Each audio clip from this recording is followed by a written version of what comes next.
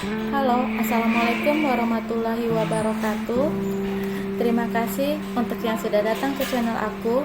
Kalau belum subscribe, tolong jangan lupa di subscribe, kemudian bunyikan lonceng, dan jangan lupa kasih like serta komentar biar aku makin semangat ya. Istri simpanan pria angkuh. Episode 168. Berubah sikap. Sejak tadi Lala ingin menghubungi Iswandi, namun ia terpaksa membatalkan niatnya. Mengingat pesan dikirim oleh Iswandi untuknya, pria itu mengatakan bahwa hari ini sangat sibuk dan akan menghubunginya bila sudah tidak sibuk. Padahal baru saja pergi semalam, tapi sekarang rasanya sudah rindu sekali. Lala memajukan bibirnya ke depan. Menonton televisi merupakan salah satu cara untuk mengusir kerinduannya, namun ia tetap memandang ponselnya setiap saat, melihat apakah ada pesan masuk dari calon suaminya. Lala begitu senang ketika mendengar dering di ponselnya. Dengan sangat cepat ia menjangkau ponselnya yang tidak jauh dari tempat dirinya berbaring saat ini. Lala melihat panggilan masuk yang ternyata dari papanya. Biasanya papanya akan menghubunginya bila membutuhkan uang. Lala diam beberapa saat sebelum mengangkat sambungan telepon tersebut. Bagaimana bila papanya minta kirimkan uang lagi? Padahal dirinya baru saja mengirimkan uang. Dan Lala sangat tidak enak hati bila memakai uang yang diberikan oleh Iswandi dengan begitu boros, meskipun itu untuk orang tuanya. Setelah berpikir sejenak, Lala mengangkat sambungan teleponnya. Halo, Assalamualaikum, jawab Lala. Waalaikumsalam. Lala lagi apa nak? Heru bertanya dengan suara yang sangat halus. Lala diam ketika mendengar ucapan papanya. Lala menjauhkan ponselnya dari daun telinganya dan memandang tulisan saat ini memanggilnya. Dengan rasa tidak percaya, Lala kembali menempelkan ponsel itu ke daun telinganya. Lagi nonton TV, Pak? Jawab Lala dengan ragu.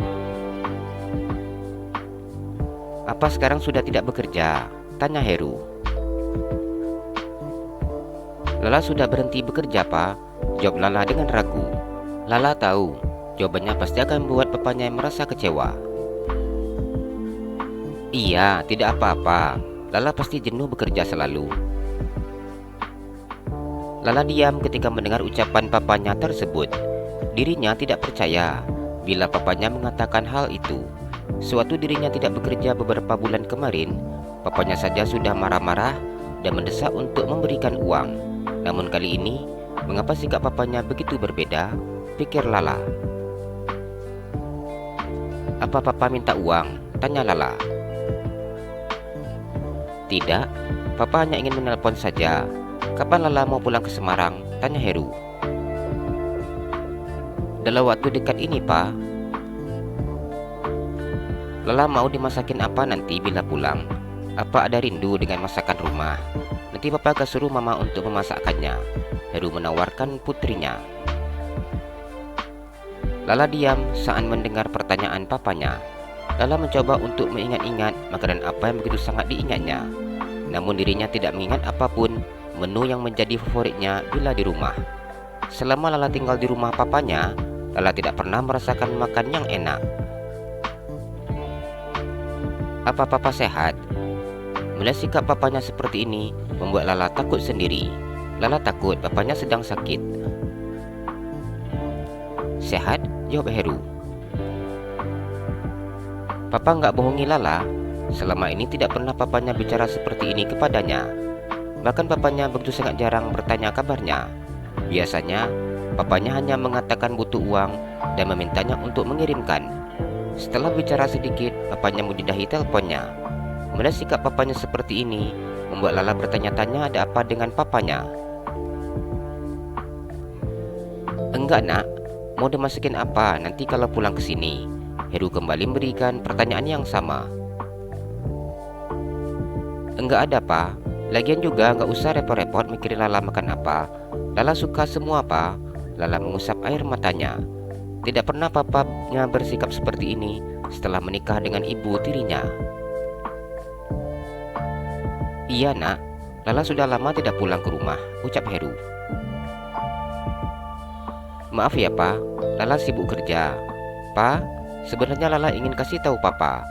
Lala memanfaatkan kondisi seperti ini dan berencana untuk memberitahu papanya. Apa itu? Tanya Heru. Lala ingin menikah Pak, ada yang mau datang melamar Lala. Karena itu, dalam waktu dekat ini, Lala akan pulang ke Semarang. Katanya pihak keluarganya akan datang ke rumah kita yang di Semarang. Lala menjelaskan dengan jantung yang berdegup dengan hebatnya. Ia berharap papanya menerima calon suaminya. Ternyata anak papa sudah ada yang berniat melamar ya. Suruh saja datang ke rumah nak, jawab Heru. Iya Pak, orangnya baik kok Pak, Lala tersenyum. Heru menganggukkan kepalanya. Sebenarnya Lala bingung mau menikah. Lala takut nanti setelah nikah nggak ada kerjaan, terus nggak bisa kirim uang ke papa. Jelas Lala. Tidak apa-apa nak, lagian juga nanti adik-adik akan papa pindahkan saja ke sekolah negeri. Sekolah negeri gratis. Lagi pula uang SPP yang mahal itu bisa dipakai untuk yang lain. Bila Lala tidak bisa membantu tidak apa-apa, nanti papa akan usahakan mencukupi. Setelah berbicara dengan Iswandi, Heru memutuskan untuk memindahkan pendidikan anaknya ke sekolah biasa. Ia tidak ingin lagi membebani Lala. Heru betul-betul sadar dengan apa yang dikatakan oleh Iswandi. Kini dirinya merasa menyesal atas sikapnya terhadap putrinya selama ini. Heru baru menyadari betapa dirinya bersikap tidak adil kepada Lala. Lala seakan tidak percaya saat mendengar apa yang dikatakan oleh papanya.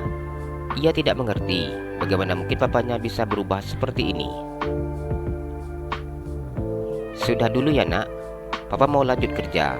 Bila nanti Lala mau ke Semarang, kabari papa, biar papa jemput di bandara. Bila Lala pulangnya naik pesawat. Heru tersenyum. Iya pak, papa juga jaga kesehatan ya. Lala sayang papa, Lala juga rindu papa. Lala menangis. Iya nak, maafkan papa ya nak atas semua sikap papa selama ini. Heru mengusap air matanya. Iya pak, assalamualaikum. Waalaikumsalam. Heru memutuskan sambungan teleponnya. Lala memandang ponselnya yang sudah tidak menyala. Hingga sampai sekarang Lala masih tidak percaya bila papanya akan bersikap seperti ini. Pulang ke rumah merupakan hal yang begitu sangat membahagiakan untuk Nadira. 2 hari di rumah sakit dan hanya berada di dalam kamar membuat dirinya merasa jenuh. Padahal baru 2 hari Nadira tidak pulang ke rumahnya dan tidak memandang kamarnya. Namun dirinya sudah sangat merindukan kamarnya tersebut. Hai nak, sekarang kita sudah berada di rumah. Lihat ini, sekarang anak Momi sudah berada dalam kamar kita. Nadira berkata sambil memandang wajah putranya yang tampan. Arga tersenyum ketika melihat istrinya saat ini sudah duduk di atas tempat tidur. Senang ya sudah pulang, ucapnya yang mengusap kepala istrinya. Iya Bi, di kamar rumah sakit itu bosan, belum lagi rasanya enggak nyaman, ucap Nadira. Enggak nyaman gimana? Arga menarik hidung istrinya. Bawaannya itu jenuh, berbeda dengan di kamar kita. Rasanya nyaman, tenang. Iya sih, kalau di rumah sakit pasti rasanya nggak senyaman di rumah. Kenapa bisa seperti itu ya? Arga memandang Nadira. Mungkin di sana karena aura di rumah sakit kali ya Bi. Iya juga, jawab Arga yang menganggukkan kepalanya. Selama 2 hari istrinya di rumah sakit, Arga tidak pernah meninggalkan istrinya sendiri di kamar. Pria itu selalu menemani istrinya. Arga juga merasakan kejenuhan ketika hanya berada dalam kamar saja, dan dirinya memahami seperti apa yang dirasakan oleh istrinya. Lihat Bi, dari tadi keluar dari rumah sakit sampai di rumah nggak bangun-bangun. Tidur aja dia. Nadira memandang wajah bayinya yang begitu sangat tampan dengan mata yang terpejam. Iya, kapan sih anak bayi ini bisa diajak cerita? Tanya Arga. Selama 2 hari ini, Arga memperhatikan putranya yang hanya tidur saja. dan bangun pun paling hanya sebentar untuk menyusu. Setelah itu tidur lagi. Dira juga nggak tahu, Bi. Nadira tersenyum. Jalan-jalan ke Pekanbaru, jangan lupa beli sepatu. Kalau kamu suka channel aku, please subscribe aku. Terima kasih.